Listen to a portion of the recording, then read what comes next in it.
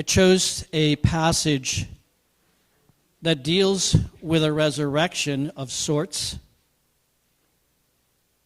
but more a passage that deals with Jesus' declaration about who he is. And I want us to start reading in verse 21. This is the incident where his good friend Lazarus had died. Jesus delayed 4 days in coming, and Lazarus had been in the grave for 4 days, and he's greeted by Lazarus' sisters, Martha and Mary. And they said, Jesus, why did you wait so long? If you were here, you could have healed him. But listen to what Jesus says. Verse 21. Lord, Martha said to Jesus, if you had been here, my brother would not have died. But I know that even now God will give you whatever you ask. Jesus said to her, your brother will rise again. Martha answered, I know he will rise again in the resurrection at the last day. Jesus said to her, I am the resurrection and the life. He who believes in me will live, even though he dies, and whoever lives and believes in me will never die. Do you believe this? Yes, Lord, she told him. I believe that you are the Christ, the Son of God, who has come into the world. Amen. So Jesus is alive. He is not in the tomb. And when the women went to the tomb, they were greeted by angels who say, why do you search for the living among the dead? Why are you looking here? He's not here. He's alive. He's been risen. Those words were confusing to them. They were frightening to them. They were thrilling to them. And they ran back to tell the other 11 what they had discovered. And of course, as we read this morning, they said, your words are nonsense. You're not making sense. This has never happened before. People who died don't just simply come out of the grave and disappear. But Peter ran to the tomb, and his life was forever changed by what he saw. Lazarus was raised back to life too.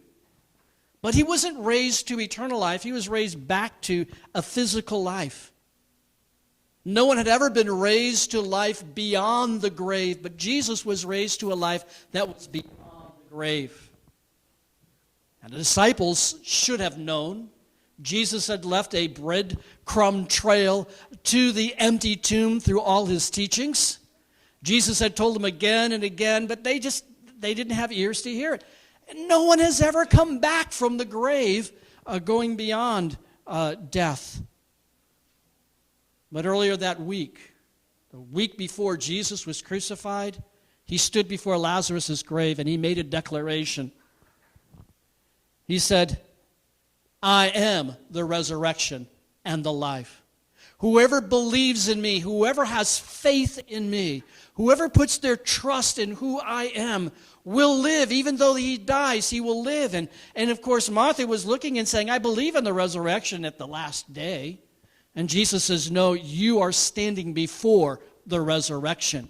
Jesus declared that he was the resurrection, not simply that he could raise people to life again, but that he was life itself. He was the source of life.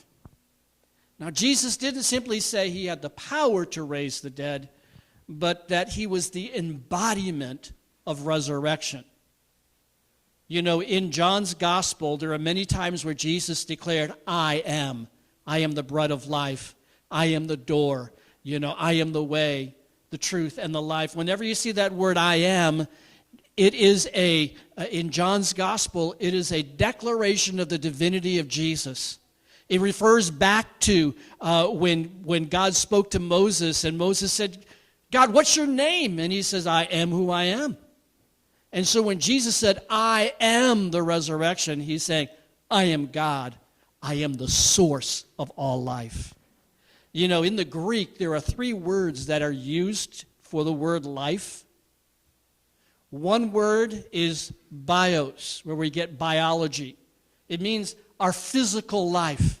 It means, walking around in our bodies and feeling and interacting with the environment around us. It's bios, biology, life.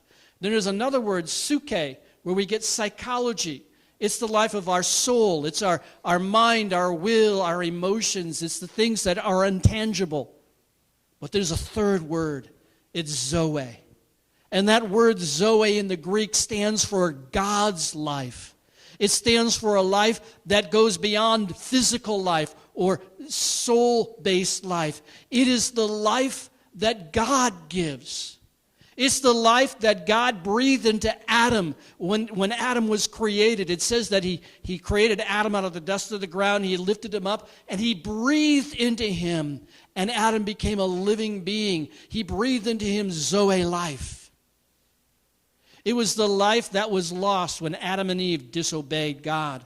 And God says the day that you eat of the tree of the knowledge of good and evil, that you start to take control of your life and live autonomously, he says, in that day you will die. We look and we say, well, Adam and Eve lived for 900 years beyond that. Well, they died that day. They didn't die in their biological life. They didn't die in their suke life, but they died in their zoe life. The life, the Spirit of God left them. Jesus came as life, as resurrection, in order to restore a connection that we have, that we were created to have with the God that created us. He came to be Zoe life to us. He is the resurrection and the Zoe, the life. Now, I entitled the message today, Because Jesus Lives. Because He lives. Because He lives, we can live in Him. Jesus demonstrated the fact that He was the resurrection and the life just a few moments later when He stood before Lazarus' grave. And He said to the people there, roll the stone away. And Martha and Mary said, no, don't do that. He's been in their tomb for 4 days. It's going to smell. Roll it away. And He stood before that tomb and He called Lazarus out. He said, Lazarus, come out. And Lazarus came out of the grave, wrapped in grave clothes. It was almost like a B movie, The Mummy Returns. But Lazarus came walking out of that tomb because life stood before that tomb. Resurrection stood before that tomb.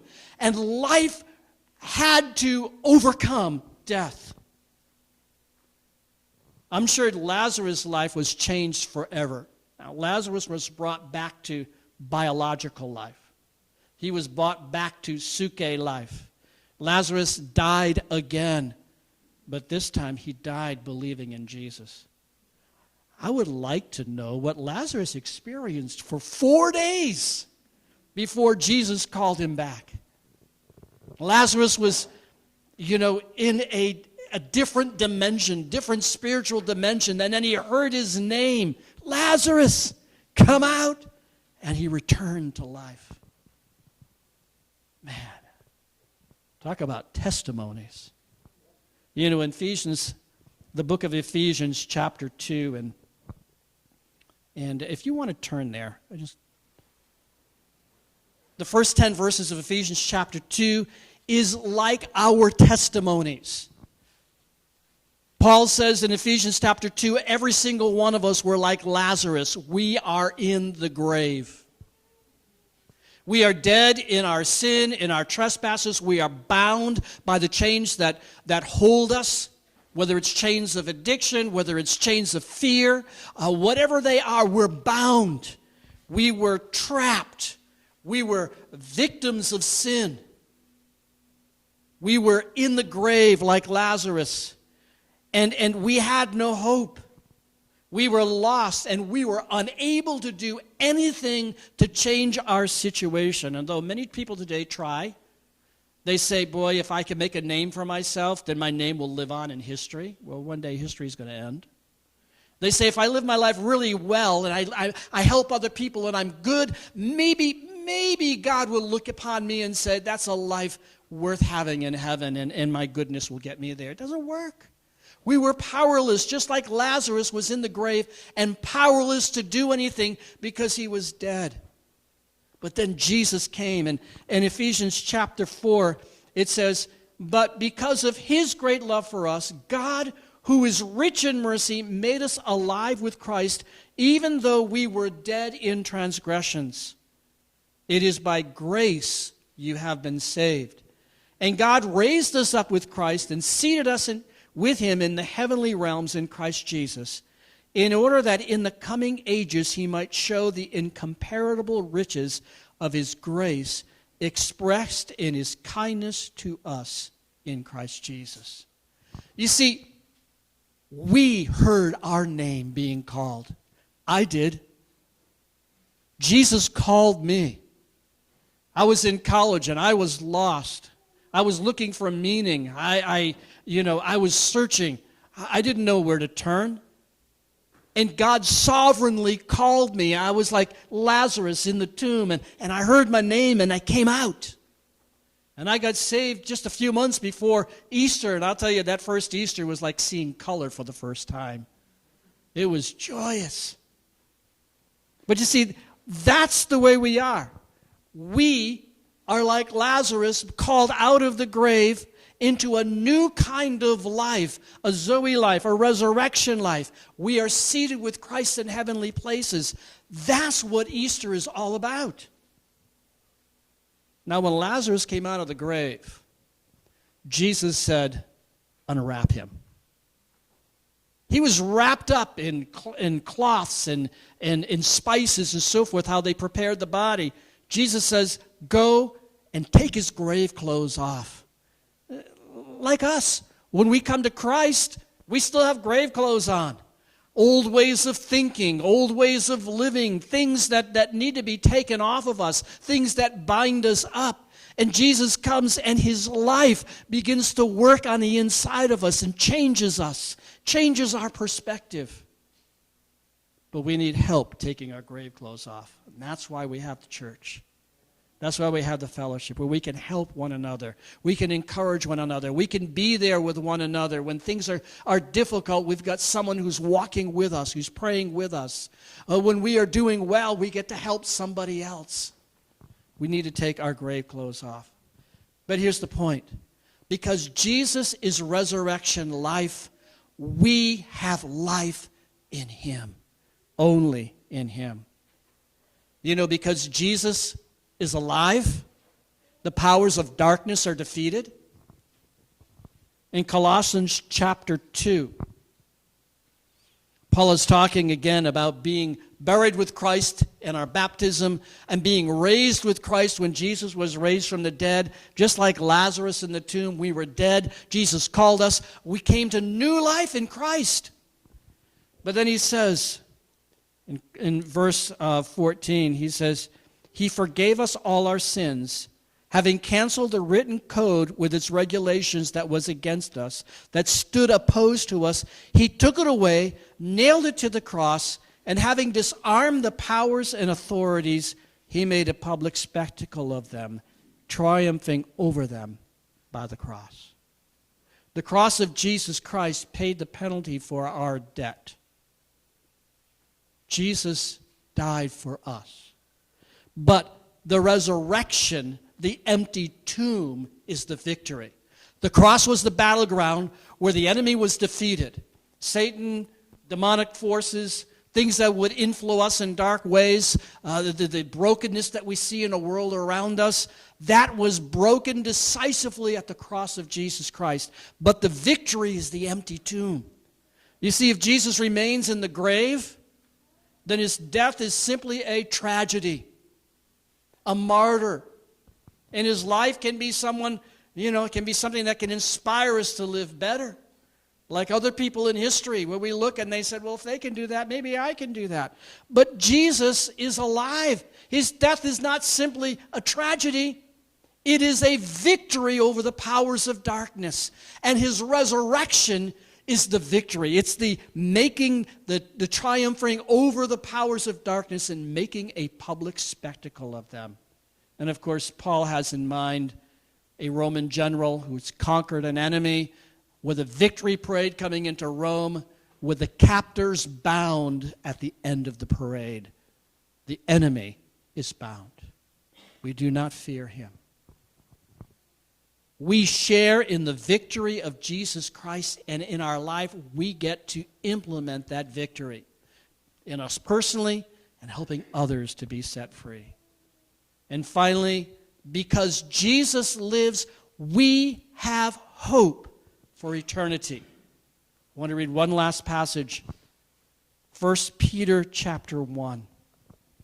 Now, Peter, at first Easter Sunday, ran to the tomb. He saw something that changed his life forever. He saw the empty grave. He saw the grave clothes. Later that day, he met the resurrected Lord. He was there when Thomas said, I won't believe until I see his hands and his sides. And Jesus appeared and said, Thomas, put your hands in my wounds. And Thomas knelt down and said, my Lord and my God. Peter was there. Decades later, Peter writes this letter. And he remembers that first Easter Sunday as if it was just yesterday. And he says in chapter 1, verse 3, he says, praise be to the God and Father of our Lord Jesus Christ. In his great mercy, he has given us new birth into a living hope. That's Zoe life. That's resurrection life. He has given us a new birth. We are born of the Spirit of God. The life that was taken away because of sin has been restored. We have a relationship with the God who created us. And he says, we've been given a new birth into a living hope through the resurrection of Jesus Christ from the dead. You see, the resurrection is the key. It's the linchpin. And into an inheritance that can never perish, spoil, or fade, kept in heaven for you, who through faith are shielded by God's power until the coming of the salvation that is ready to be revealed in the last time. In this you greatly rejoice, though now for a little while you may have to suffer grief and all kinds of trials.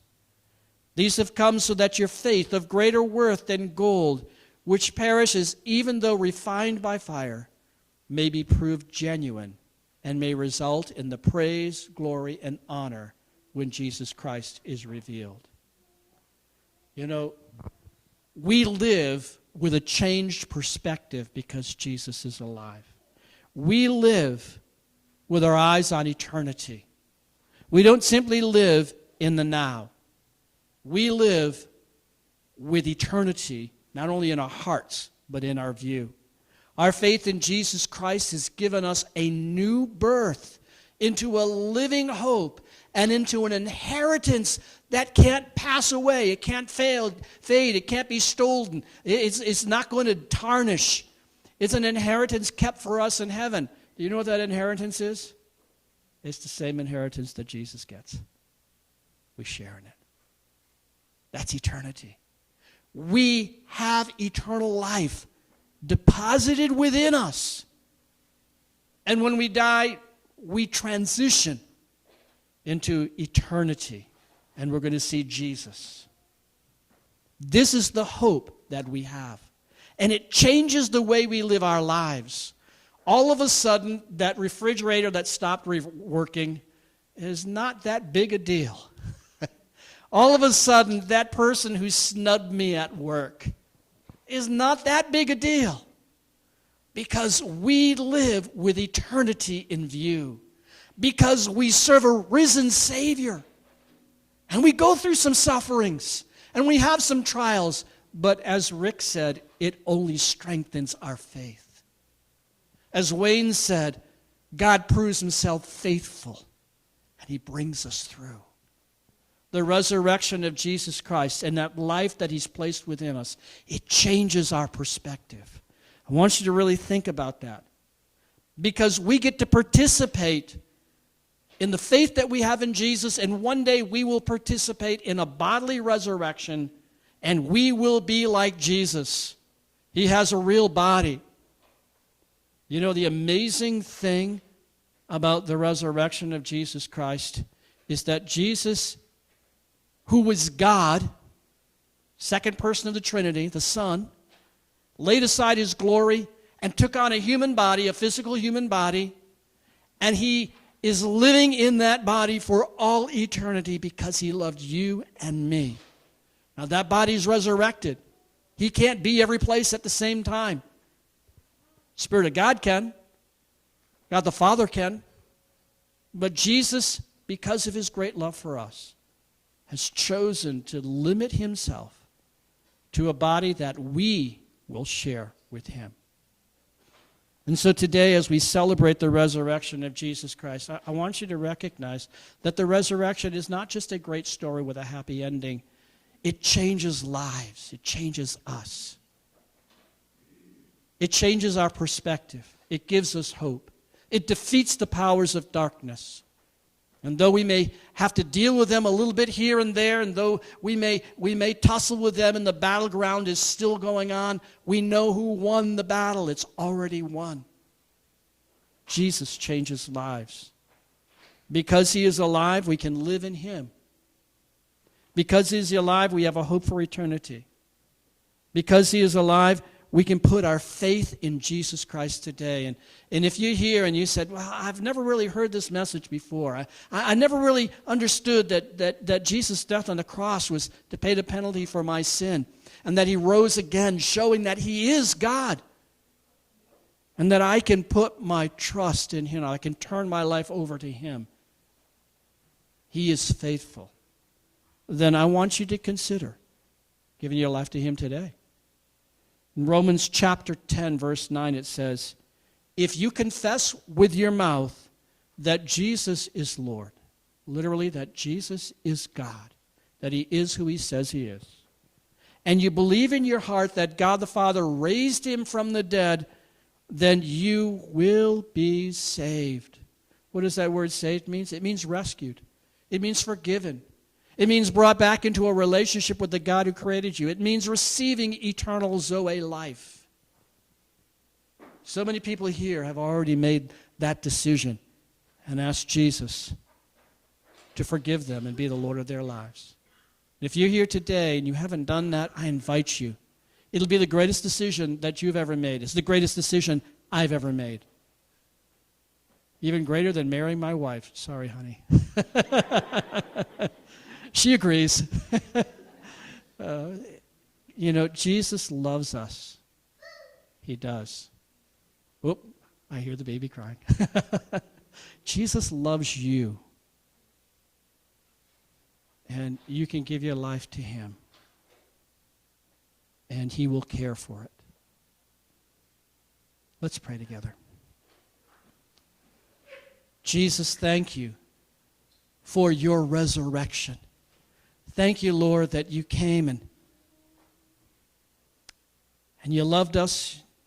You lived a life of an example. Lord, you were without sin. You were falsely accused. You went to the cross. You paid the penalty for our sin and our rebellion because you loved us and you wanted us, Lord, to come back into the relationship we were created to have. Thank you for defeating the enemy. And Lord, for releasing new life. And Father, I pray for each one of us that you would help us to live in the perspective of your resurrection. That we belong to you, that you have given us new life in Christ. And I pray, Lord, for anyone here today who has not come to that place of faith, if Lord, you're calling their name out of the grave, like Lazarus, Lord, they hear your name, their name being called by you. Father, I pray that they would be able to have the faith to trust in you. And if that's you today, just pray in your heart as I pray aloud. Lord Jesus, I come before you and I confess with my mouth that you are God, that you are Lord. And I believe that God the Father raised you from the dead. And I believe that you died for my sins. And I ask, Lord, that you would forgive me, that you would cleanse me, that you would give me eternal life. Holy Spirit, that you would come and live inside me and indwell me, Lord, and save me and rescue me. For I love you, Lord, and I give my life to you and invite you to come and live your life, your resurrection life in me. In Jesus' name, Amen.